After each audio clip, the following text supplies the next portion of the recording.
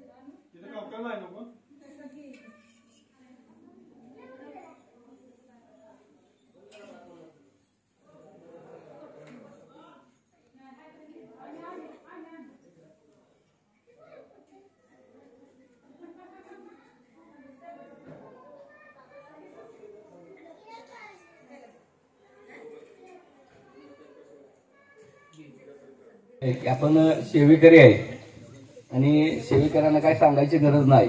आज महाराजांचा उत्सव आहे आणि त्यामुळं आपण सगळ्यांनी स्वागत पाळणा पुढच्या वर्षीपासून नियोजन करा. का तर दत्त महाराजांना महत्व सगळ्यालाच दिलं पाहिजे, पण महाराजांचा आपला पाळणा पाहिजे का नाही. आपण महाराज नरसिंह सरस्वती महाराज घरात आहे ते निदान तेवढं तर करूया. मूळ त्रिमुखी दत्त स्वरूप आपण धरलंय. महाराज बी मूळ त्रिमुखी दत्तच आहेत. महाराज म्हणले नाहीत पाळणा, पण एक आपल्या आनंदासाठी एक तेवढा आपला कार्यक्रम माता भगिनीने जरा नियोजन पुढच्या वर्षीपासून करा. आता 16 वर्ष चालू आहे, जरा निदान इथनं तरी व्यवस्थित तेवढं पाळण्याचा कार्यक्रम एक तेवढा व्हावा, एक अशा इच्छा मी व्यक्त करतो महाराजांच्यासाठी.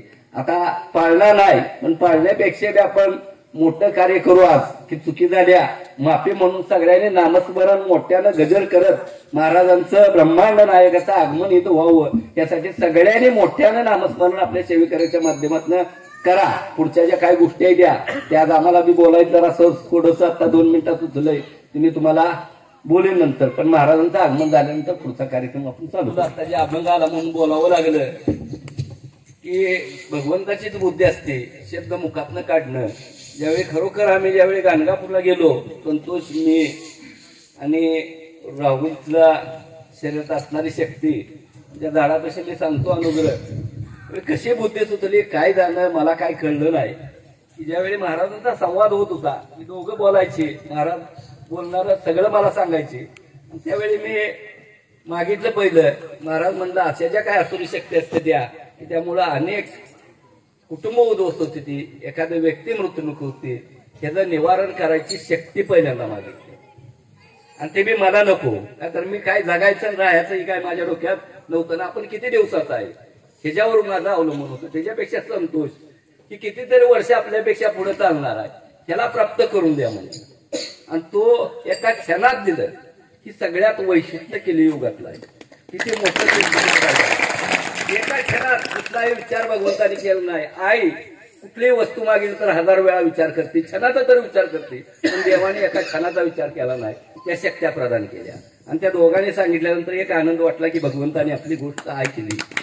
आणि त्यानंतर दुसरी विनंती केली का तर भक्ती मार्ग नुसता माहीत होता करते ती, मी करत नव्हतो, फक्त देवाला पाया पडत होतो. आणि संतोष मातेचं व्रत सगळ्यांचं बघित होतं, वहिनीचं असू दे, मंडळीचं असू दे, संतोषचं, ही सगळ्यांचं बघितल्यामुळं एक संतोष मातेचं मंदिर ह्या ठिकाणी बांधायची एक इच्छा झाली. आणि मग महाराजांना म्हटलं की आम्ही एक संतोष मातेचं मंदिर बांधणार आहे आणि त्या ठिकाणी तुमचं नेहमी वास्तव्य व्हावं, एवढा विषय झाला. आणि तेवढं झाल्या एका क्षणात महाराज म्हणले नेहमीच शक्य नाही. अक्षरशः काळीत जसं करपलं जातं किंवा एखादा गोळी मारतो असं झालं. का तर एवढं सगळं व्यवस्थित चाललं नाही म्हणले, तिथं मात्र पूर्ण ढासळलो मी. आणि काय क्षण जाते ती का नाही, आनंदाचा क्षण आणि दुःखाचा क्षण एका सेकंदात अनुभवलेला ती मी गाणगापूरला. त्याचा सहज अभंग झाला म्हणूनच तर एका सेकंदात महाराजांनी सांगितलं की नेहमीच शक्य नाही आणि आठवड्यातनं एक दिवस तुझ्या घरी येत जाईल.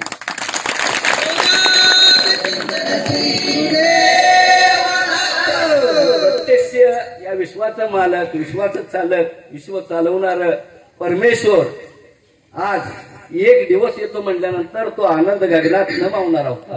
तो दिवस कोणता म्हणून विचारलं का जर अज्ञानी सरळ असं बोलत होतो मी, कुठली लीला होती काय मला माहित नाही, किंवा आपण देवासंग बोलतोय हे बी नाही, एक आपलं परिवारातलं मुख्य आपलं त्याच पद्धतीत संवाद चालला होता. तर तो दिवस कोणता, आणि तो दिवस दत्तप्रभूने क्षणाचा विलंब न लावता गुरुवारता दिलेला आहे. आज ही मोराळच्या सेवेकऱ्यांनाच नाही त्या विश्वाला कळणार आहे की दत्त गुरु मोराळला असतात का. एवढं मोठं क्षेत्र या ठिकाणी महाराजांनी निर्माण केलेलं आहे. आणि दुसरी गोष्ट, परमेश्वर प्रत्येक गुरुवारी आपण मागं पुढे होतो सेवेला.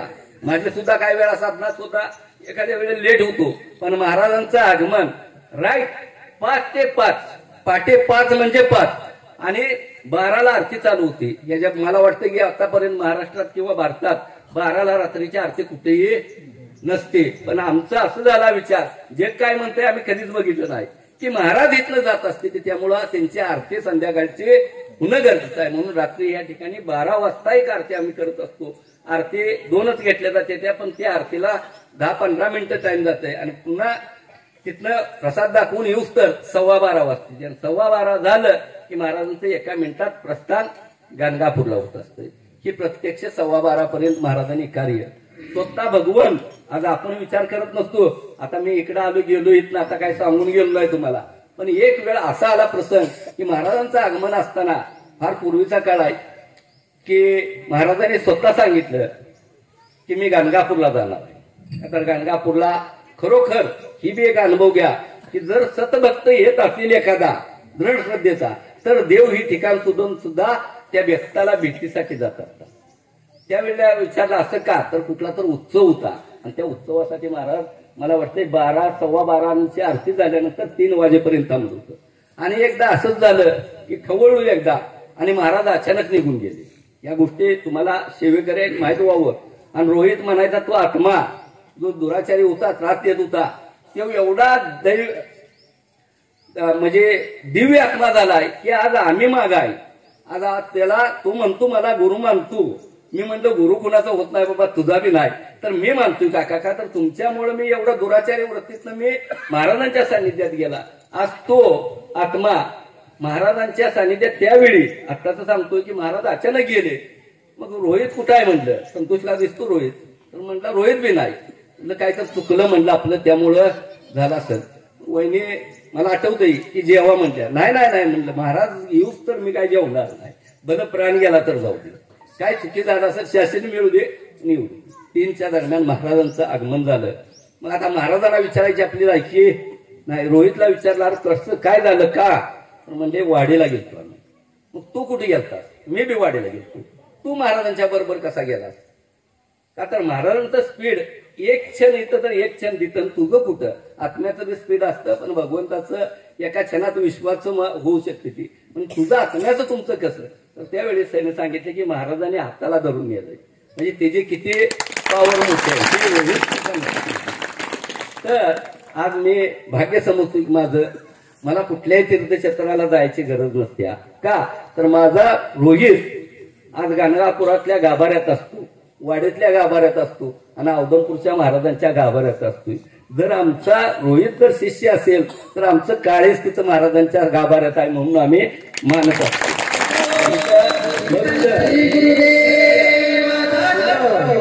आपल्यापेक्षा पुढे गेला शिष्य किंवा आपला माणूस तर आम्हाला आनंदी आनंद होत असतो, का तर आम्हीच त्या ठिकाणी पोहोचलेलो असतो. ठीक आहे.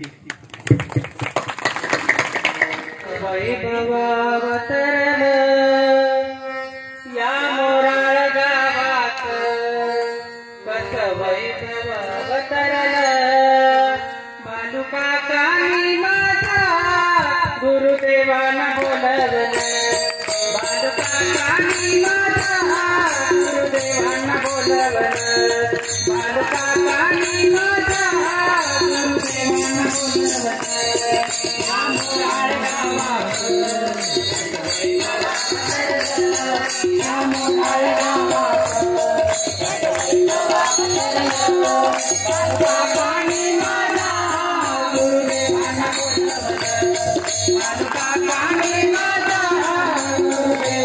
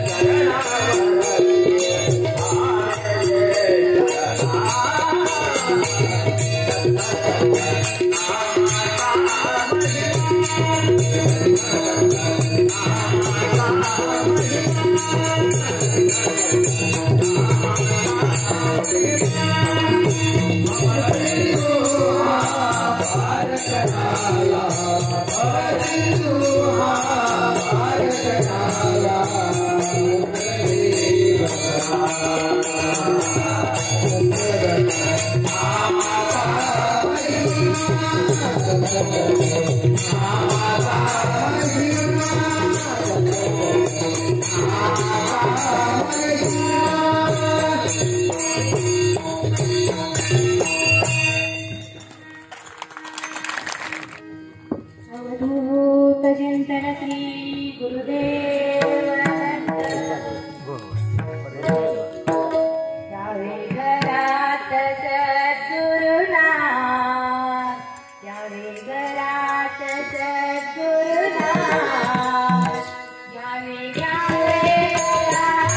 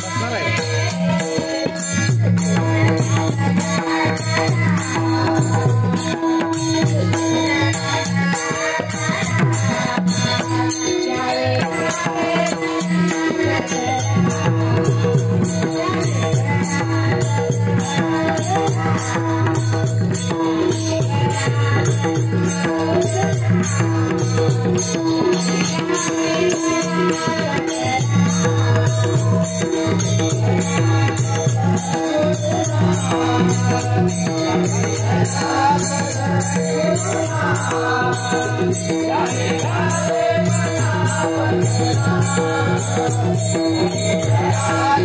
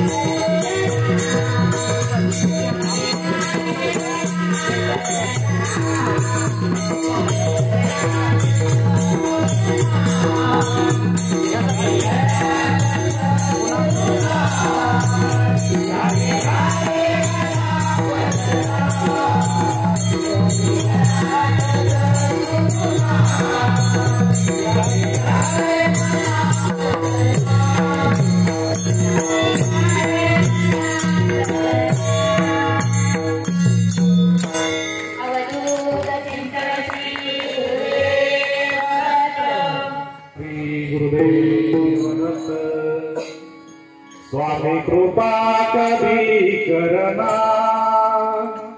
स्वामी कृपा कधी करना,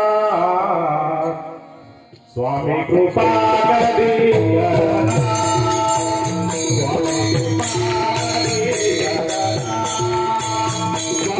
कृपा कधी करना,